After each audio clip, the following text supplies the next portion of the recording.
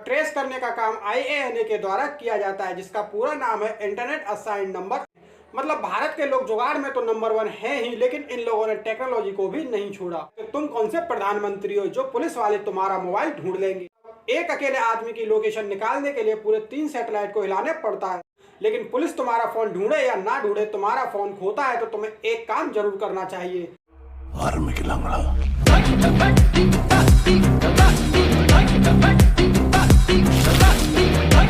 आज की वीडियो में हम समझेंगे कि पुलिस मोबाइल को कैसे ट्रैक करते हैं, या फिर किसी क्रिमिनल को ढूंढना होता है, या फिर किसी का मोबाइल चोरी हो जाता है तो पुलिस उसको ट्रैक करने की कोशिश करती है। और तो ये सब होता कैसे है। तो मोबाइल ट्रैक होता है IP एड्रेस की वजह से। ये जितनी भी ऐसी चीज़ें होती हैं जिनसे इंटरनेट कनेक्ट होता है, उन सभी गैजेट्स का एक अलग अलग अपना अपना IP एड्रेस होता है।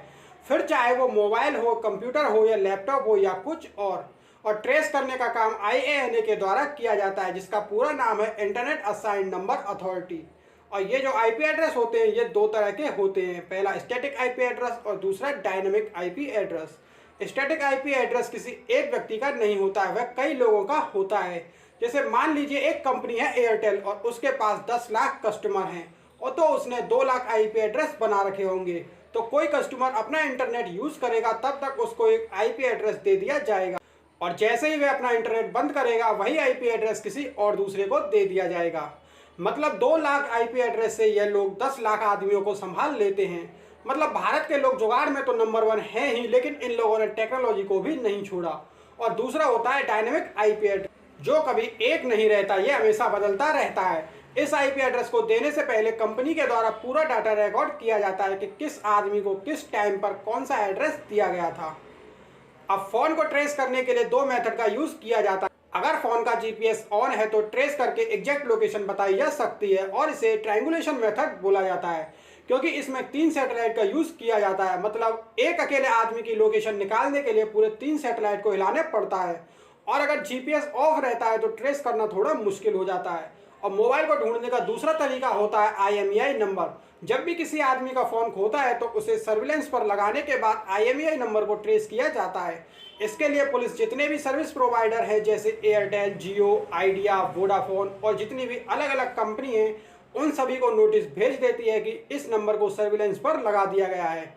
तो कोई चोर या फिर कोई क्रिमिनल क्या करता है कि वह मोबाइल को चुराने के बाद या फिर किसी क्राइम को करने के बाद अपनी सिम को तो फेंक देता है, लेकिन अपना मोबाइल नहीं बदलता। और जैसे ही वह अपने उस मोबाइल में किसी और सिम को लगाकर ऑन करेगा तो उसकी लंका लग जाएगी। और ये जितने भी सर्विस प्रोवाइडर होते हैं, वह जिस भी कंपनी को सिम को यूज़ करेगा उनके पास मैसेज पहुंच जाता है, और उन्हें पता चल जाता है कि वो मोबाइल कहाँ पर है। और इस मेथड को ही ट्रायंगुलर मेथड बोला जाता है, क्योंकि इसमें 3 सेल टावरों का यूज़ किया जाता है। लेकिन इसकी कमी यह है कि इससे एग्जैक्ट लोकेशन पता नहीं चलती। इससे जो लोकेशन पता चलती है वह एग्जैक्ट लोकेशन के बीच में थोड़ा बहुत अंतर रहता है, और इसी तरह से पुलिस मोबाइल को ट्रेस करती है और क्रिमिनल को पकड़ लेती है। अगर किसी आदमी का मोबाइल खोता है तो वह वापस मिलने की उम्मीद छोड़ ही देता है, और पुलिस के पास चला भी जाए तो तुम कौन से प्रधानमंत्री हो जो पुलिस वाले तुम्हारा मोबाइल ढूंढ लेंगे।